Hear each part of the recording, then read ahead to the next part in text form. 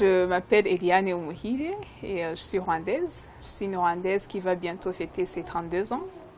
Et je suis née et j'ai grandi ici au Rwanda. Et j'ai fait des études en comptabilité, que ce soit à l'école secondaire, que ce soit aussi à l'université. Donc j'ai un diplôme en comptabilité, quelque chose qui ne prédestinait pas du tout à aller sur scène. À partir de 11 ans, oui, j'aimais le théâtre, mais je ne pouvais pas en faire comme il n'y avait pas de scène ici. Et puis, quand je suis arrivée à l'université nationale, c'est là où il y avait une scène. Et j'ai rejoint la troupe théâtrale de l'université. Donc, je faisais la comptabilité, j'allais pour mes études en comptabilité durant la semaine et le dimanche, j'allais pour les répétitions du théâtre. Et là, qu'est-ce qu'on faisait? On faisait juste, on révisitait les exercices qu'on avait eus durant des formations, ou si quelqu'un a fait une recherche et est tombé sur un exercice de théâtre, et c'est ça juste qu'on faisait le dimanche. Et on se disait, bon, peut-être qu'un jour on va jouer. Et voilà, on a eu la chance de jouer dans le festival. C'est un festival qui avait lieu à l'université. C'est un festival qui regroupait les jeunes des Grands Lacs, des pays des Grands Lacs, des universités des Grands Lacs.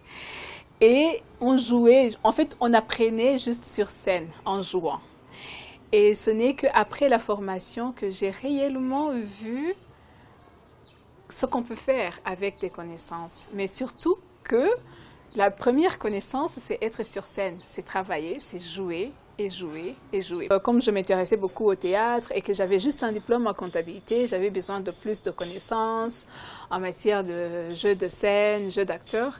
J'ai pu atterrir sur une formation en Tunisie. C'était une formation gratuite. En Tunisie, c'est le Centre arabo-africain de recherche théâtrale qui reçoit, c'est un centre qui est affilié au théâtre El Hamra de Tunis, qui reçoit des jeunes francophones, arabes et des arabes afro-francophones. Et voilà, donc on m'a demandé si je voulais bien poser ma candidature. J'ai envoyé ma candidature, j'ai été sélectionnée et voilà, c'est comme ça que j'ai pu faire une petite formation en qualité de jeu d'acteur. C'est difficile de dire quel personnage m'a marqué le plus parce que chaque personnage est différent. Chaque personnage a ses peurs, ses ambitions, ses émotions et tout. Et c'est toujours un privilège de pouvoir visiter un personnage et de l'amener sur scène. Et la particularité avec le genre de théâtre et de films que j'ai fait jusque-là, c'est que ce sont la plupart traités sur la mémoire du génocide. Et donc ça veut dire que c'est un sujet qui n'est pas assez facile à aborder, mais un sujet assez nécessaire pour pouvoir poser ce dialogue dans la société, pouvoir poser cette pierre de commémoration artistique dans la société. Et aussi aider, si possible, quelqu'un à pouvoir, à pouvoir guérir ses blessures, même si ce n'est pas assez évident avec une pièce de théâtre, mais au moins il y a une tentative de réparation, si je peux dire, qui peut venir. Donc, juste pour dire que c'est pas facile de trouver un personnage sur lequel je peux m'attacher, parce que chaque pièce, chaque film m'a touchée. C'était une production polonaise d'un film qui s'appelle Birds Are Singing in Kigali. Donc les oiseaux chantent à Kigali.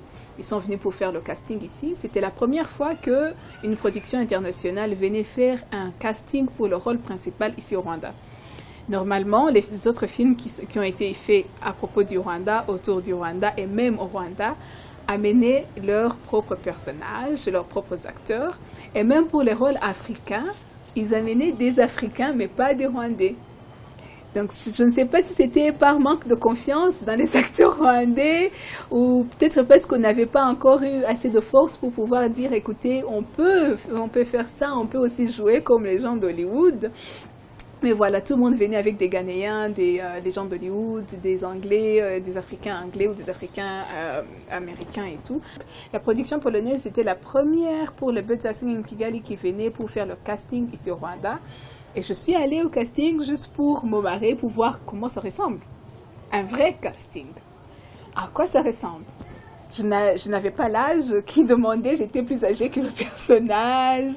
Je sais pas, je regardais tous les traits qui font le personnage, je me disais, ça ce n'est pas moi, mais quand même je vais y aller, je n'ai rien à perdre. J'y vais pour acquérir d'autres connaissances. Et j'y suis allée et j'ai été retenue On était 60 filles et j'ai été retenue parce qu'ils avaient besoin de... En fait, c'était deux personnages principaux, une polonaise et une rwandaise. Parce que c'est une polonaise, c'est l'histoire d'une polonaise ornithologue qui sauve une jeune fille rwandaise durant le génocide. Et donc, ils avaient besoin de cette jeune fille. Et j'ai été sélectionnée. Oui. Je salue les efforts qui ont été déjà faits jusque-là. Nous avons des jeunes cinématographes, nous avons des jeunes réalisateurs qui se battent nuit et jour. Et le souci, c'est que nous n'avons pas de producteurs, il n'y a pas de soutien. Il n'y a pas de fonds, il n'y a rien. Dans d'autres pays, il y a soit un centre culturel ou un institut qui finance, qui subventionne des jeunes réalisateurs pour pouvoir pour qu'ils puissent faire leurs films. Et ici, ce n'est pas le cas. Donc, les jeunes se battent avec les petits moyens qu'ils ont pour pouvoir faire un peu de cinéma. Et là, nous avons une jeune fille, Clémentine Sabé-Jambo, qui était au FESPACO, qui était aux Zanzibar, elle est partout, je ne sais plus combien de prix elle a déjà gagné avec ses films. Nous avons Issini Samuel, qui était au Berlinale avec son film de court-métrage. Donc, imagine que ces jeunes arrivent sur la scène internationale malgré qu'ils n'ont rien. Donc, c'est pour ça que je salue les efforts qui sont faits jusque-là.